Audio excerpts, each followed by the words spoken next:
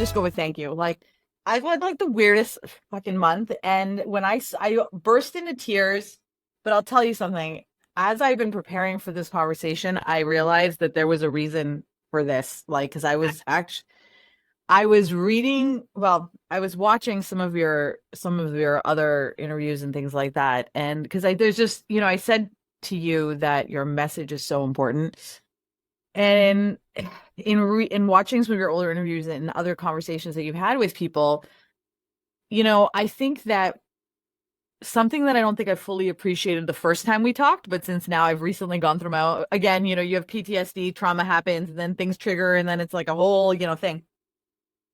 I realized that one of the things that I think is so important is that you use a lot of different modalities, a lot of different ways of engaging with people, but really to help us as individuals work through traumas and experiences and things that we've been holding on to that maybe we don't necessarily need to hold on to. And I don't think I fully appreciated the depth of what that is until, again, when we met last time, I was sort of like healed. I was like, oh, I'm doing better now, blah, blah, blah. And then you go back into that space and then you're like, so I'd like to ask a question of you, like in terms of healing, like you've done so many different things. The question I have is when you were first starting, so let's say like thinking back to your initial healing journey, because we've been on much of it, we've been on many of them, right? Do you feel like we are conditioned from youth to feel like there's like a fast way to get through this and like there's like one solution, but that really like it's like a mess of things that come together to heal us, right? Like I'm curious to know that evolution within, since you've seen both the micro and the macro. Interesting. The reason why it's so important, I think, is because and why I was so glad that you're willing to do it is that so many people right now are suffering from so much trauma and we're all trying to heal. And I don't know that any of the things that we've been doing have been working for us anymore for a lot of people. Like I'm hearing that a lot. Like I've been doing X, I've been doing Y, been in therapy for X number of years, and like for me, what I realized was that it's a conglomeration of things. Like there's somatic movement, there's therapy, you talk about poetry and diary and journaling, like you do a lot of different things, but you're also so gentle about it. Like, and that's, I think, one of the things that has struck me but okay, I'm going to gush about you a little bit. So like you're gentle, but like you're so strong and bold at the same time, right? Like I saw you on your stand-up comedy and like you're on stage being very gentle in your talk, but at the same time, like I can see the iron in you, right? Like it's so interesting. And I feel like that it must take a lot of work to get there, to get to that point where you can feel strong, but also be soft at the same time. It's funny, and maybe I shouldn't repeat myself because I just was on a podcast the other day, and somebody was asking me about Ladybug because that's the umbrella under which many of my offerings exist, and I was talking about ladybugs and how they're like delicate, and people see them as lucky and beautiful, and yet they're also little fierce creatures, Mm-hmm. and they can help with pests in the garden, and they kind of gather together and commune. So yeah, I think that exists in me. It probably exists in all of us. That gentle side, and then the fierce quality. I feel like I would argue that for a lot of us, I think it's difficult to not become hardened, right? And so like as you start to like so like you're like trauma over the years, you just kind of get that hard outer shell, and then it's tough to like open it up and like and we only like I remember only seeing it as two possibilities, right? Either I was hardened and let nobody in, or like I let people in and they destroyed me, right? I never saw like this other side that you could be soft and also strong. Yeah, that's super interesting. And the question you just asked me before was also super interesting. So I don't know where this Yeah, let's go back to the question. Let's go back to it. But I was saying it felt like we were just diving into the middle of the ocean with that amazing question about Are we conditioned? I think you asked, but is that the word you used? Yeah, are we conditioned, or do we like we just assume the way it is, right? Is that I do the thing, or I like I'm looking for the solution, whereas the solution may actually be multifaceted. Yeah. And yeah, and you were mentioning that I've looked at many different modalities, as is probably true for many of us.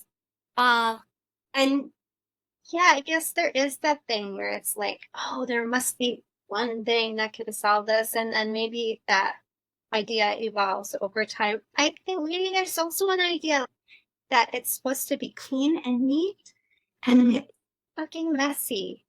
It is so messy. I agree. I think we do feel like it's linear, right? That it's like, okay, I'm gonna do this, and now I feel good.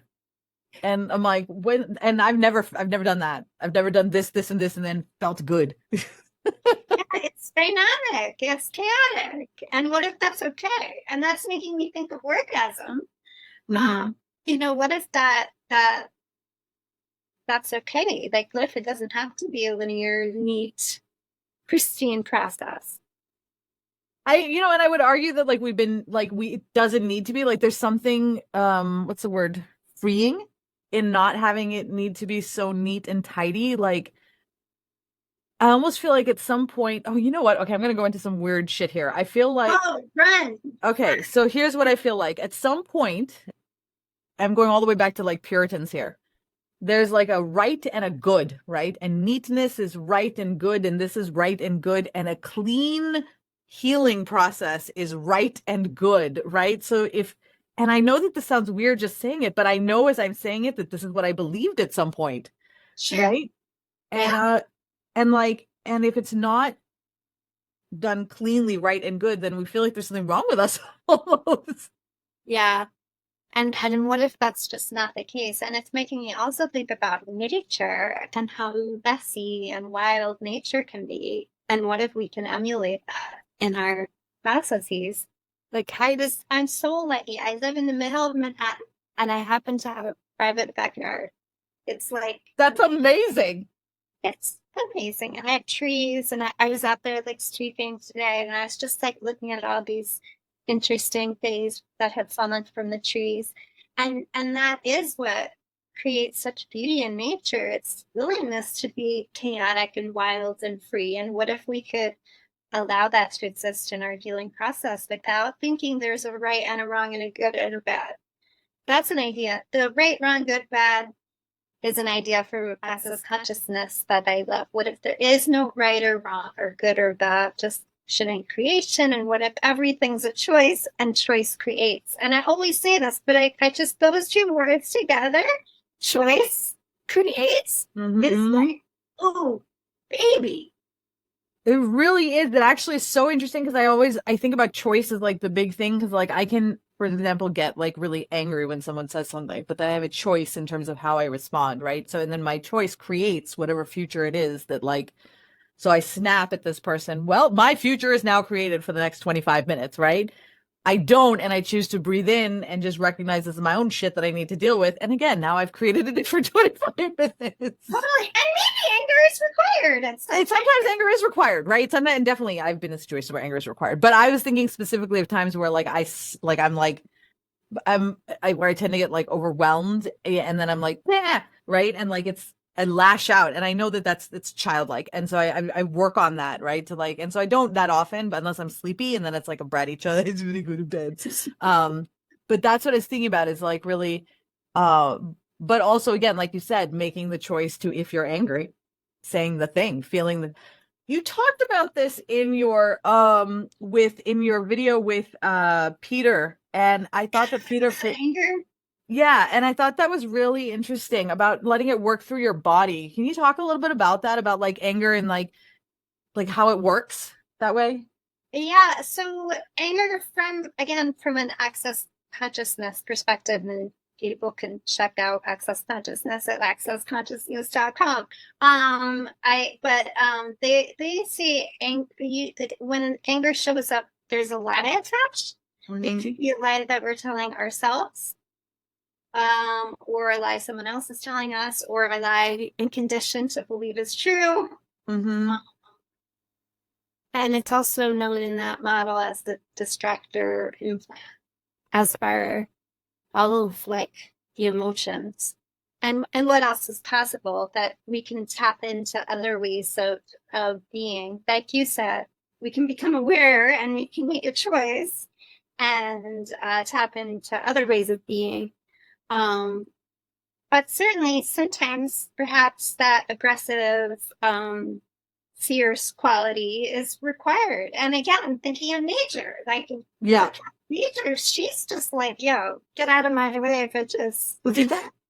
Yes, And often right out here. yeah, and like that's pretty interesting and amazing. And then sometimes she's so gentle when you're like looking into a. I remember being on a meditation retreat and looking into this desert flower, and there was a bee in the flower, and it's so cliche, and yet it was so amazing. It's like, oh my goodness, how can nature be so beautiful and delicate and intricate? So it's all of that. I went to a conference recently in Hawaii, and the person who the keynote speaker is a wayfinder, and she lives out on the ocean a lot of the year. And she showed they have videos of like the ocean, things that you only see in the middle of the ocean, and like there's like pristine and quiet days, and then there's like the violent days, and some of the violent days don't even look very violent. Like they look fine, but the swell of the ocean is so much that it takes them totally off course. But if you look at it just from the camera, it looks fine. It's like, Mhm. and so you said something about a lie, and I think that's so interesting because, sometimes I feel like the lie is like just denial too, right? Like you're something Yeah. that's scratching and you're like, oh, I don't want to. My wife and I were talking about those times where you're reading like a book where it's like a self-help book, or you're maybe listening to a podcast where somebody's saying something and they say something in particular, like maybe inner child work or whatever, and you're like, I don't need that shit, and you put it down and you're like, so did. And then it's like, oh, what's in that? Yeah. Yeah, I think anywhere where we're thinking might be the operative word that we gotta turn something up or turn down our awareness or close something out. There's probably something to it. Mm-hmm. I think that's probably so going to your living blog and some of the other. Now actually let's talk a little about that. So Sara Jane does a lot. Okay, so we talked about access consciousness. Now let and then and we'll definitely come back to that because like we're just we're gonna go all over the place. But you also have a living blog that you talked about, and you talked a little bit about it in your video with Peter, which I'll share the link because it was a really great video. But where you talk about how you write the diary and then you'll perform the day, but there's like there's movement and stuff to where you're moving those things through the body. Can you tell me a little bit about why it's so important to move these things through the body? Like what does that do? Sure. Yeah. Yeah. So Ladybug houses multiple different offerings, some of which I created, and some are other people's modalities that I've been trained to facilitate. So the Living Lab was my creation, and I basically write a diary entry, read it, and then pair it typically with erotic movement. And then other people in the audience get to do that too. Mm-hmm. So Now you have them write something in that moment and then right. It's all spontaneous because I know for me and my OCD and my perfectionist, sometimes that the inclination to go back and edit can get in your way. yeah. So that's great. It's a spontaneous process. I write the entry in the morning. I perform it on a stage in the evening. I pair it with erotic movement. And yes, and then everybody else gets to do it. So we take 30, 40 minutes to write, read, and move. And yeah, I think it's the body's wisdom to allow ourselves to move anything through the body. It's such a beautiful, amazing way to release any toxic energy or anything that's like stirred up. To me, whenever I like go to a dance class or swim or take a walk or even just want to become really aware of my breath and I'm sort of moving through that, It makes such a difference. Yeah. It's like Mm-hmm. listening to the body and her amazing awareness. Like, and yet most of the time, like you mentioned, they're just like a tuning out or there's like a wrong bed. And what if we could just listen to our bodies? They're so infinitely wise. I've been thinking about this a lot lately about listening to your body and how I don't feel like I definitely know that like it's something it's a practice, right? So when I was in practice, it made a difference. Like as you were talking about like breathing, and it's funny, I actually literally did a TikTok video about this morning, Really? yeah, about just breathing because what I've started to feel, and I like it's weird because over the last year or so, I've started to like feel energy movement, right? So like I feel like when I am in the zone, my energy is like here, right? And so it means that every piece of energy that I have it looks like a funnel, like an alien head, right? Almost coming off my body. But it's nowhere anywhere here, right? So there's things going on in here that I'm not even feeling, pain, whatever it is, hunger, I gotta pee. I don't know any of it, right? I don't hear it, I don't feel it. And then like you said, you take that deep breath, and now I realize I'm not sitting up, I'm not letting gravity hold my weight, right? And it is so important because like it almost like just not letting gravity hold my weight, for example, is hurting my back, right? So if I just sit down and let gravity hold my weight. So do you find that in these exercises where you're like when you do these your living blog, do you find that people find a new way of listening to their body, or like is it how does that what kind of experiences do people have in terms of the mind body connection? Yeah, I'd say in any of the offerings that I provide, usually there's a bodily component because I just think our bodies are so smart. Mm-hmm. A lot of time, either tuning them out or judging them. And what if we listened? And I was looking at your Instagram and looking at like the four agreements and that you came up with other arrangements that you prefer. And part of that was listening to your body. Yeah. Mm-hmm. And there, I think that's amazing. And yes, all of the practices essentially that I offer involve listening and listening without judgment or conclusion. And I think in so doing, you can change your whole life. You can change whatever situation is coming up if you so choose, and you can change your whole way of operating. Because we kind of end up in a default setting of judgment or chronic worry about the body. If a pain shows up, it's not like body, what's that? It's like, oh my god, it's gonna be this and Yeah. what's that? It's Cancer. have to walk with a can or whatever we decide is going to happen. And what if we just, oh, thanks, body, thanks for that information. I think that can change our whole existence. That is so It is so true. Like judgment, I feel like judgment is our default state, and not just like it's like for everything, right? Like I've started to notice how much, and I'm curious, I'm just gonna make numbers up here. 100% of the people I know. So it's not 100. They're gonna go for at least 99.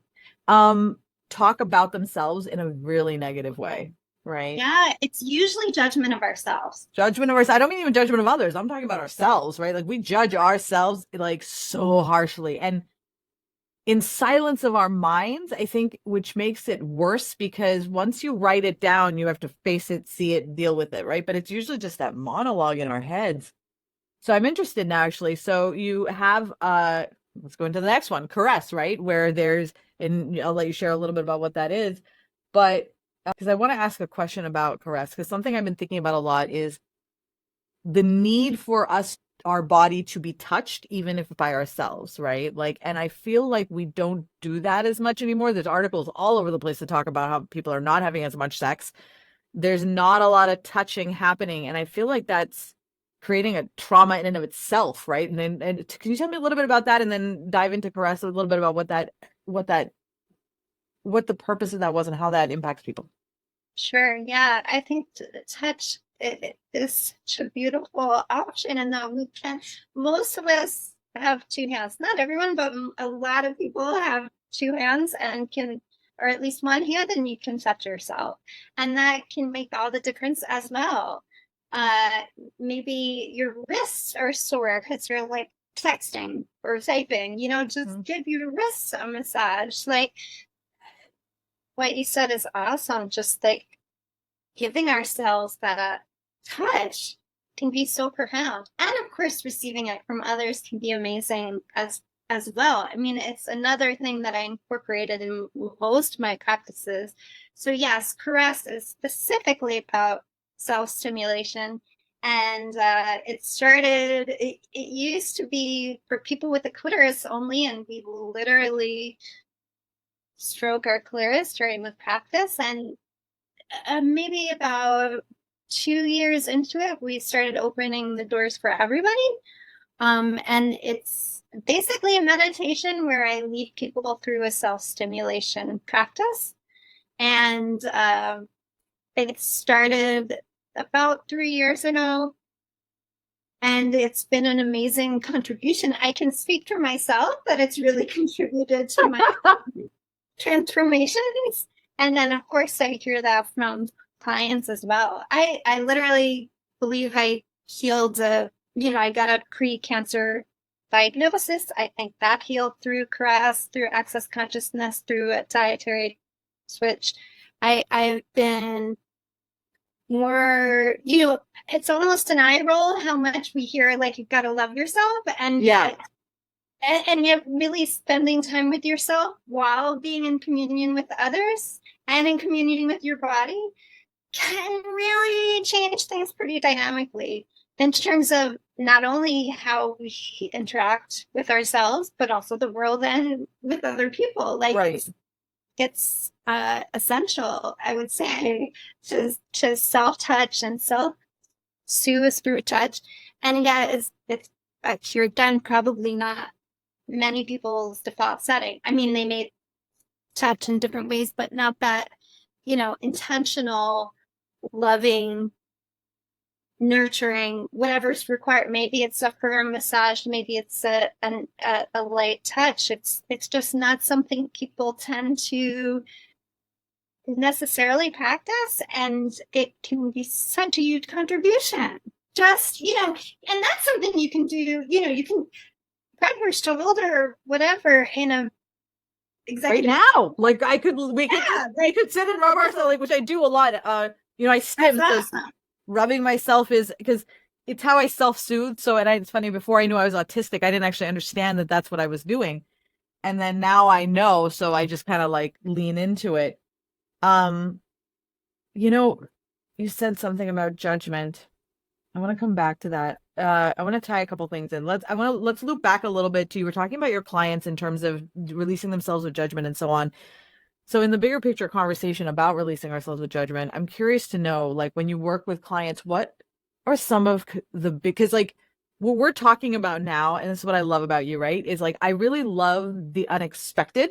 I love it when people are doing things that challenge what we think about as whatever it is that we think, like in like, so for my audience, this is something totally new. And I love that because it's like, dude, have you ever thought about this before? And and so the reason why I think this is important is because so many of us rush to judgment of ourselves, right? And we don't believe, and when we think about self-care, right? You were saying an eye roll with self-care and self-love.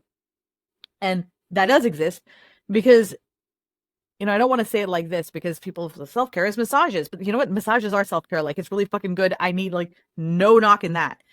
But like, um, are you in that moment saying to yourself, like when you're getting the massage, are you really like owning and saying, I'm doing this? Like, I love you, I care about you, or like, do you find with your clients that initially they're like doing the thing, but that inner like phantom working, phantom judgment, phantom stuff is still there? And I'm curious to know, how do you recommend that people kind of like, what are some of the activities that help massage people out of that space?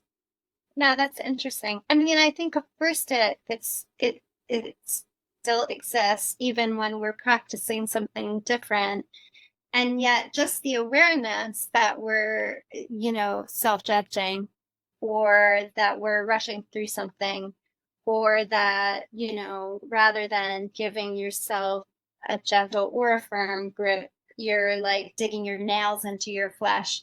just having the awareness of what we're doing can also make a difference. Mhm. And so, and that can come with different embodied practices, that could come with caress, that could come with, which is kind of like a form of meditation, right? Mhm. Like we are self-stimulating. There is a sense of an orgasmic state, and it's a form of meditation. It's like cultivating this awareness of all of our body's responses.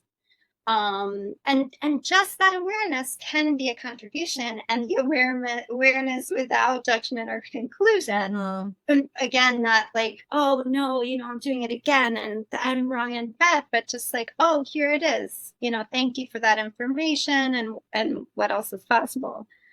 Does that make sense? Yeah, absolutely. And I think, with something like caress specifically, because that I agree with you, like self-stimulation is very because it's hard to, like I found you get distracted or all, but eventually you start to get to a space. It's like just like any meditation where initially you're like going here, you're going there, and then eventually you start to get into like and I think it helps because it is, such a powerful feeling physically as well, that it does help to create that sort of and I think the other thing that is, it's almost like the only way out is through whatever it is. Like, I often find that and this was also I just loved your conversation with Peter, where you talked about, everybody should listen to that full thing. It's like super great. But shit. Hold on. I was you were talking about, what was I just saying? Seriously, I looked down at Peter and then I lost it to, Interesting. what were we saying right before that? We're talking about, You said meditation. it's a meditation. That'll touch me. I think you were going to maybe reference a personal story, were you, or no? No, I was going to reference something he said specifically because I thought it was super interesting related to getting stuck in your own head, and then I don't know, it'll come back again. It'll come back again. But I was like, oh, blah. But it was a very good one. So shit, now it'll come back around. You're good. So okay, yeah. So the question he brought up is something totally different, just to like something that I had that I was curious about, is I thought this was really interesting, right?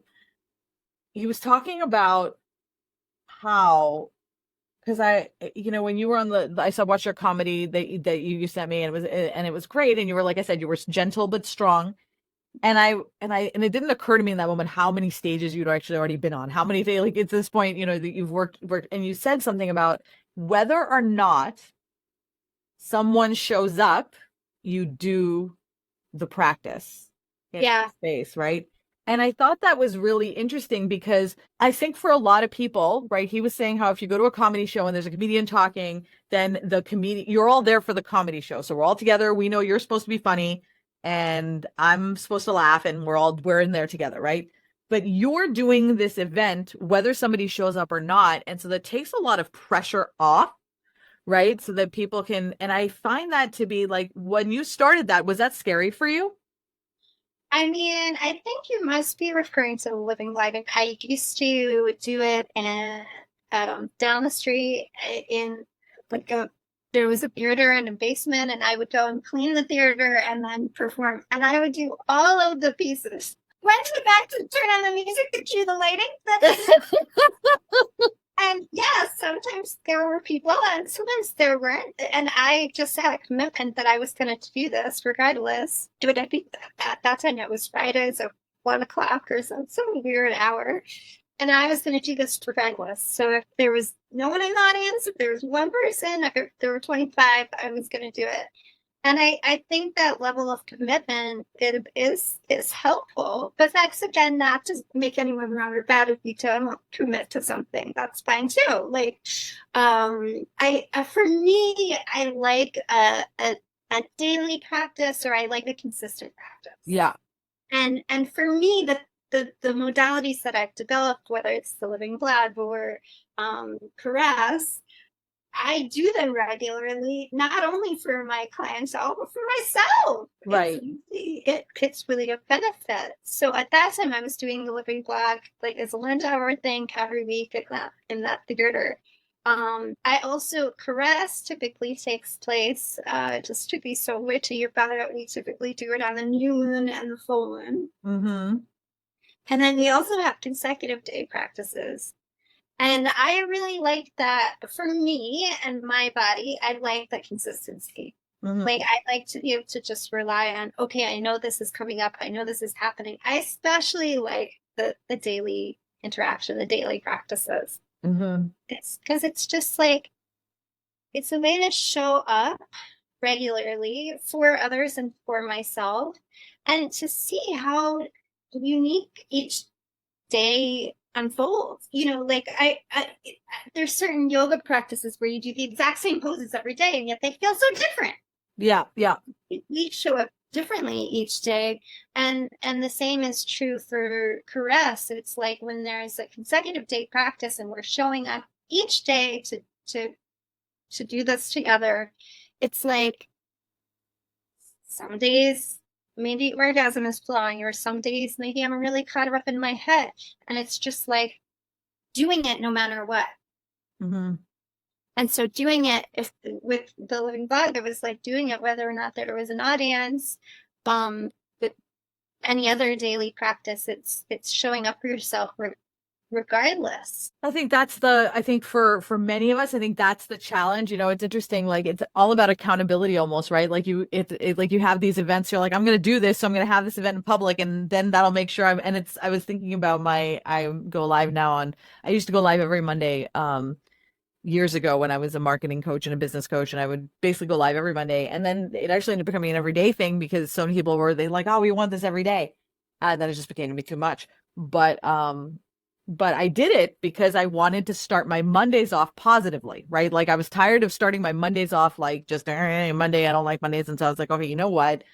I'm just going to go live on Mondays, and now I have to have a good attitude. So I started going live so that I would start the Monday with like enthusiasm and happiness and joy. And then, that just became what I did. But that was years and years ago now I'm doing it again. But it's about, like you said, the practice, because, I feel like we do the thing and then we're like, oh, I'm healed. And then we stop doing the thing. And then we're like, shit. Then we have to do the thing again, and it's very intense. Yeah. And what if that's okay? I mean, what if that is part of the whole process? Like, what if it is messy? And I mean, for me, it pretty is my wife. It's interesting. When she gets her mind set on something, practice and habit built right in. Awesome. But for me, it's messy. Yeah. And cool.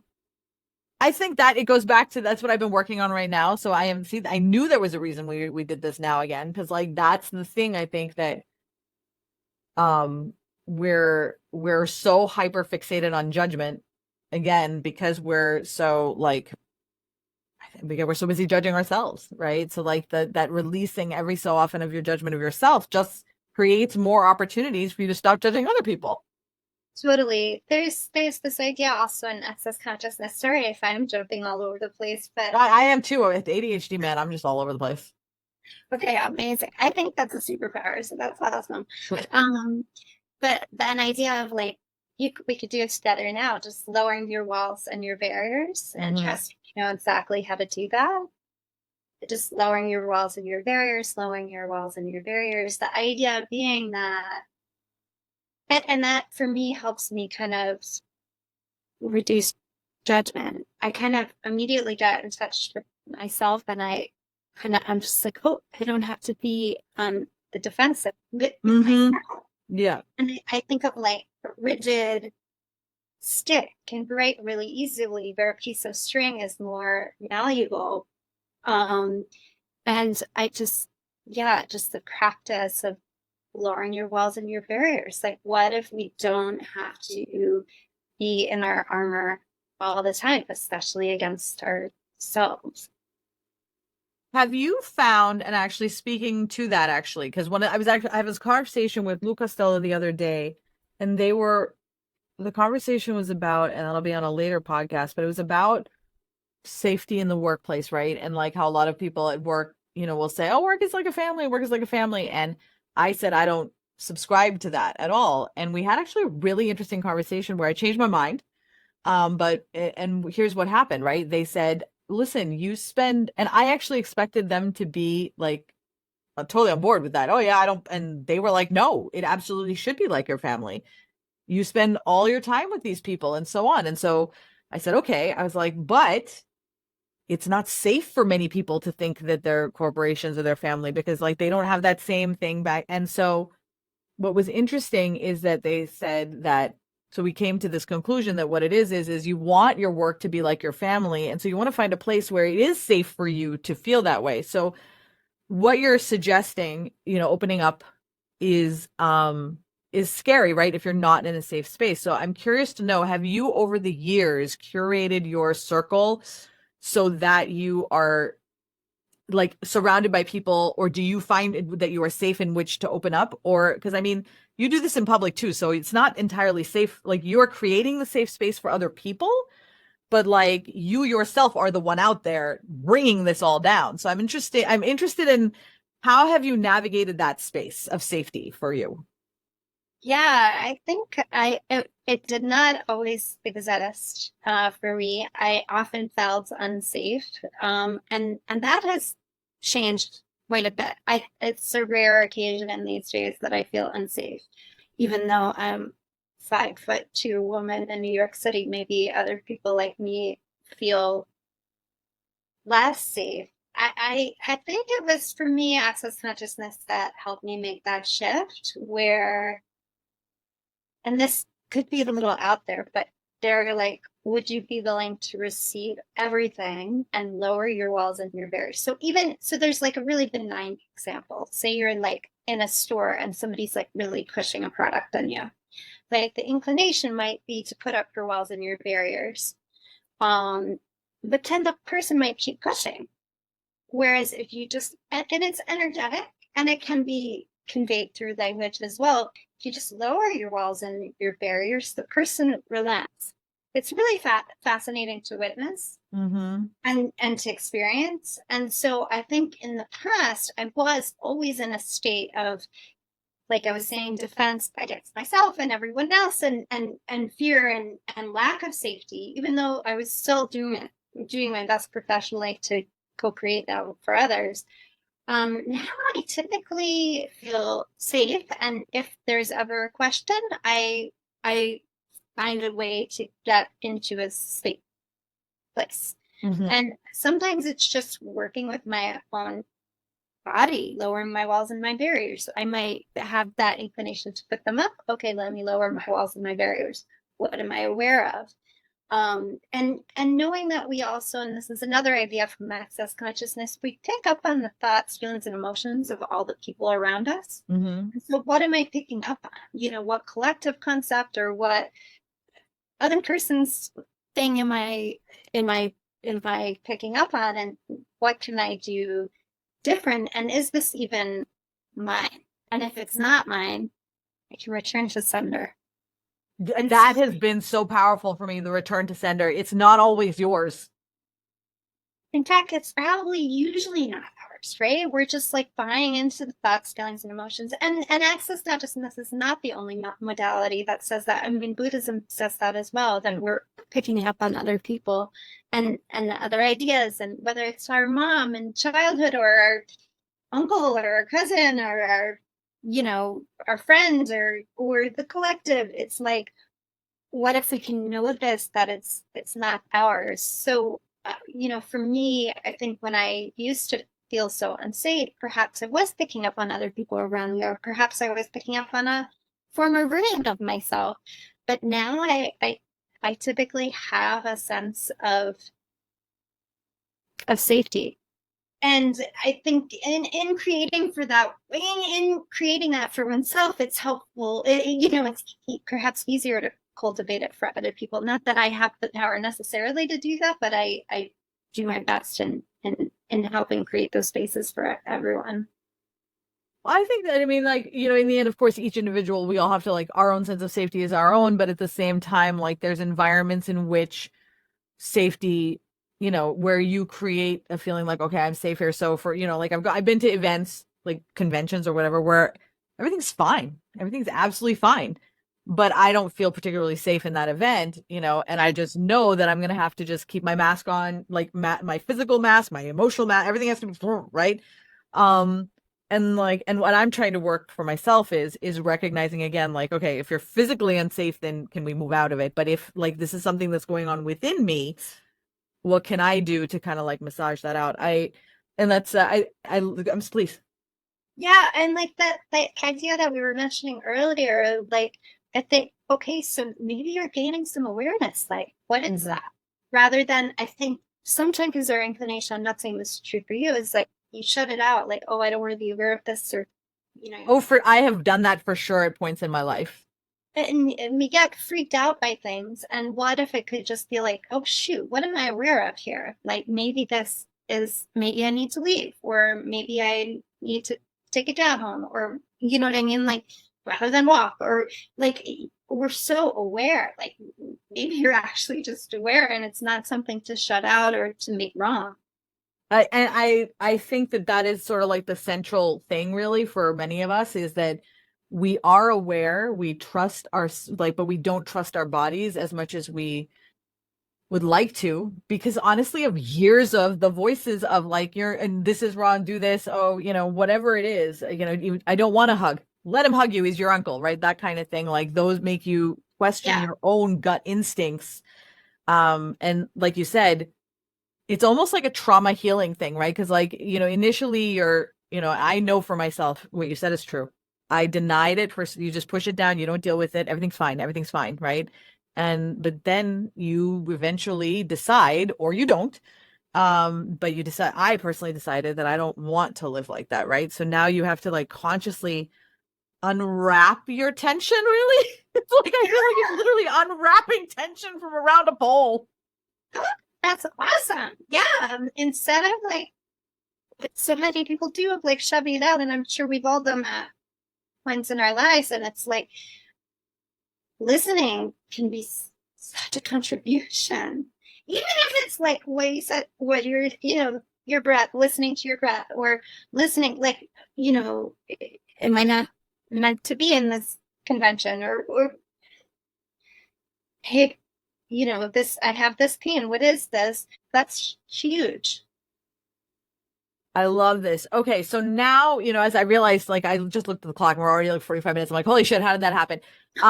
So okay, I want to make sure that people know how to find you, where to find you, and how you help them. So it's probably gonna be at the beginning because I kind of just dove into the very end. Hello, everyone, and welcome to the Stop Shitting All Over Yourself podcast. I'm here with Sara Jane Wellock. Welcome, welcome. Actually, this is the end, guys. I'm just being silly here. But now I'm going to put that part at the beginning. But tell us where we can find you. Please tell. I mean, we talked about a lot of different things. So what I'd love is if you shared the thing that you want to share with people, and like in terms of this is where you find me and that kind of thing. Sure. I mean, there's so many places to find me, which could be confusing. I guess my main site is ladybugcalendar.com. And that through the Ladybug Calendar, you can see what's happening and all the different things I offer. So depending on when this will go up, I'm next week. This is like I'm literally editing and recording it next week. Like because I held this week, so I've already done all the graphics with your number on it, and I was like, I don't want to re-edit. Amazing. So I'm considering a 31-day caress practice for May, because it's a National Masturbation Month. Fabulous! I didn't know we had a National Masturbation Month. Yes. So people can find me at caressed.me, thelivingblog.net. I mean, there's so many different... the links are all going to be in the show notes. So okay. Don't even worry. So actually, I just realized, are you starting it on Beltane? Because my wife just sent me an invitation for Beltane, which is, she calls that's our sex holiday. So she's like, it's the sex holiday. That's a great idea. It's not official yet, but I think I'm going to do it. I keep getting at it. Yeah, no, I got you. Okay, so well, I will make sure this will be up well before then. So everybody sign up.